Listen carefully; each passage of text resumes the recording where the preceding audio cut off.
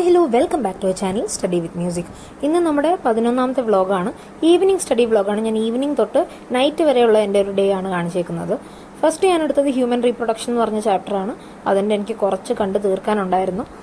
അപ്പോൾ ഈ 2 ദിവസമായിട്ട് എനിക്ക് തീരെ അങ്ങനെ സുഖമില്ലായിരുന്നു. അതുകൊണ്ടാണ് നമ്മുടെ നീറ്റിൻ്റെ വീഡിയോസ് ഒന്നും വരാത്തത് കേട്ടോ. 2 ദിവസം കഴിഞ്ഞപ്പോഴത്തേക്ക് എനിക്ക് എന്തോ ഛർദിലും അതുപോലെ പനിയൊക്കെ ആയി.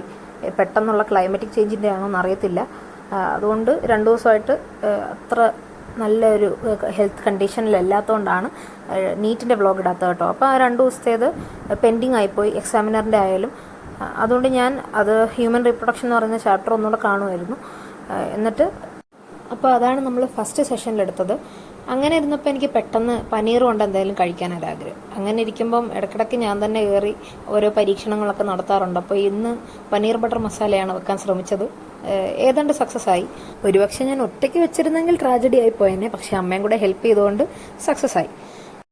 അപ്പോൾ കുക്കിംഗ് ഒക്കെ കഴിഞ്ഞിട്ട് പിന്നെ ഞാൻ ഒരു 8 മണി ആയപ്പോഴാണ് ഇരുന്നത്. Sexual reproduction in flowering plants എന്ന് പറയുന്ന ചാപ്റ്ററുണ്ട്. ആദ്യം തൊട്ട് ലാസ്റ്റ് വരെ ഫുള്ള് ഓടിച്ചുവിട്ടൊന്ന് വായിച്ചു. ഇമ്പോർട്ടൻ്റ് ആയിട്ടുള്ള പോയിന്റ്സൊക്കെ ഹൈലൈറ്റ് ചെയ്തു. ഇതിൻ്റെ ഇടയ്ക്കാണ് ഞാൻ ഈ കണ്ടിട്ടില്ലാത്ത കുറച്ച് പാർട്സൊക്കെ കണ്ടു കേട്ടോ. കുറച്ച് ടോപ്പിക്സൊക്കെ കണ്ടു. പോളൻ നെക്ടർ റോബോസ് എന്നൊക്കെ പറഞ്ഞിട്ട്. അതൊന്നും ഞാൻ ആദ്യം വായിച്ചപ്പോൾ ശ്രദ്ധിച്ചിട്ടുണ്ടായിരുന്നില്ല. അപ്പോൾ അതുകൊണ്ടാണ് ഞാൻ മിക്കവാറും 1-2 വട്ടം ടെക്സ്റ്റ് നോക്കും. കാരണം നമ്മൾ ആദ്യം നോക്കുമ്പം ഞാൻ മിക്കവാറും ഇമ്പോർട്ടൻ്റ് ആയിട്ടുള്ള പോയിന്റ്സ് മാത്രമേ കാണത്തുള്ളായിരിക്കും. പിന്നെ ഫുള്ള് വായിക്കുമ്പോഴാണ് അതിൻ്റെ ഇടയ്ക്കുള്ള ചെറിയ ചെറിയ പോയിന്റ്സൊക്കെ കാണുന്നത്. അങ്ങനെ മൊത്തം വായിച്ചു. എന്നിട്ട് ഇമ്പോർട്ടൻ്റ് ആയിട്ടുള്ള എല്ലാം ഹൈലൈറ്റ് ചെയ്തു. അത് കഴിഞ്ഞ് ഞാൻ 9:30 കഴിഞ്ഞെന്ന് പറഞ്ഞാൽ ഇതേ ചാപ്റ്ററിൻ്റെ തന്നെ നീറ്റിൻ്റെ ബേസിസ് ഉള്ള ക്വസ്റ്റ്യൻസ് ഒക്കെ ചെയ്തു. അപ്പോൾ അത് സൈലോം ചെയ്തു. അതുപോലെ തന്നെ ഞാൻ ക്രോമിൽ കയറി സെർച്ച് ചെയ്ത് നോക്കിയപ്പോൾ ഖാൻ അക്കാഡമി എന്ന് പറഞ്ഞിട്ടൊരു വെബ്സൈറ്റ് കിട്ടിയായിരുന്നു. അപ്പോൾ അതിനകത്തു നിന്നാണ് ബാക്കി ക്വസ്റ്റ്യൻസ് ഒക്കെ ചെയ്തത്. നിങ്ങൾ വിചാരിക്കും ഞാൻ ഓരോ ദിവസവും ഓരോന്നാണല്ലോ പറയുന്നത്. സൈലം പറയുന്നു, എക്സാമിനർ പറയുന്നത്, ഇപ്പോൾ ഖാൻ അക്കാഡമി. ഇതെന്ന് പറഞ്ഞാൽ ഞാൻ ഒരുപാട് ക്വസ്റ്റ്യൻസ് വർക്കൗട്ട് ചെയ്യാറുണ്ട് കേട്ടോ.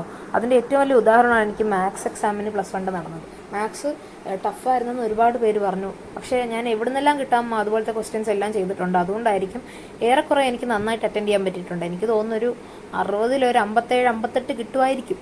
6 മാർക്കിൻ്റെ ക്വസ്റ്റ്യനൊക്കെ ആദ്യം കണ്ടപ്പോൾ ഒന്നും അറിയത്തില്ലായിരുന്നാലും പിന്നെ ചെയ്തു വന്നപ്പോൾ ചെയ്യാൻ പറ്റി. അങ്ങനെ ഞാൻ കഴിഞ്ഞ വട്ടത്തെ മാത്സ് എന്നൊക്കെ പറയുന്നത് എനിക്ക് കിട്ടാവുന്ന എല്ലാ ക്വസ്റ്റ്യൻസും ഞാൻ അരിച്ചു പറക്കി ചെയ്തിട്ടുണ്ട്. അതുപോലെ തന്നെ കെമിസ്ട്രി എനിക്ക് കഴിഞ്ഞ വട്ടം പാടാതെന്ന് ഞാൻ എൻ്റെ മുന്നത്തെ വീഡിയോസിലും പറഞ്ഞിട്ടുണ്ട്. അതും കെമിസ്ട്രി അതുപോലെ തന്നെ എനിക്ക് കിട്ടാവുന്ന എല്ലാം ഞാൻ എഴുതിയിട്ടുണ്ട്. അങ്ങനെയാണ് കെമിസ്ട്രി നന്നായിട്ട് എഴുതാൻ പറ്റി, മാത്സ് നന്നായിട്ട് എഴുതാൻ പറ്റി. പക്ഷേ ഫിസിക്സ് ഞാൻ അത്ര കെയർ കൊടുത്തില്ല. ഫിസിക്സ് ഞാൻ അതിൻ്റെ തലേന്നുമായിട്ടാണ് ശരിക്കിരുന്ന് പഠിച്ചത്. അപ്പോൾ പിറ്റേന്ന് എക്സാം ഹാളിൽ ചെന്ന് കഴിഞ്ഞപ്പോൾ എനിക്ക് ഇമ്പോർട്ടൻ്റ് ആയിട്ടുള്ള 2-3 ടോപ്പിക്കൊക്കെ ക്വസ്റ്റ്യൻ വന്നത് പെട്ടെന്ന് മിസ്സായിപ്പോയി. അങ്ങനെ എനിക്കത് ശരിക്കും അറ്റൻഡ് ചെയ്യാൻ പറ്റിയില്ല. അങ്ങനെയൊക്കെയുള്ള കുഴപ്പങ്ങൾ ഉണ്ടാവും. അതുകൊണ്ട് തന്നെ ഞാൻ ടെക്സ്റ്റും അതുപോലെ തന്നെ ഒരുപാട് ക്വസ്റ്റ്യൻ ഉള്ള സൈറ്റുകളൊക്കെ ഞാൻ സെർച്ച് ചെയ്യാറുണ്ട്. അങ്ങനെ എനിക്ക് കിട്ടുന്ന ക്വസ്റ്റ്യൻസ് ചിലർക്കെങ്കിലും യൂസ്ഫുൾ ആവുമെങ്കിൽ നന്നായിക്കോട്ടെ എന്ന് വിചാരിച്ചിട്ടാണ് ഞാൻ നിങ്ങളുടെ അടുത്തും ഓരോ സൈറ്റിൻ്റെ അല്ലെങ്കിൽ ഓരോ ചാനലിൻ്റെ കാര്യമൊക്കെ ഷെയർ ചെയ്യുന്നത് കേട്ടോ.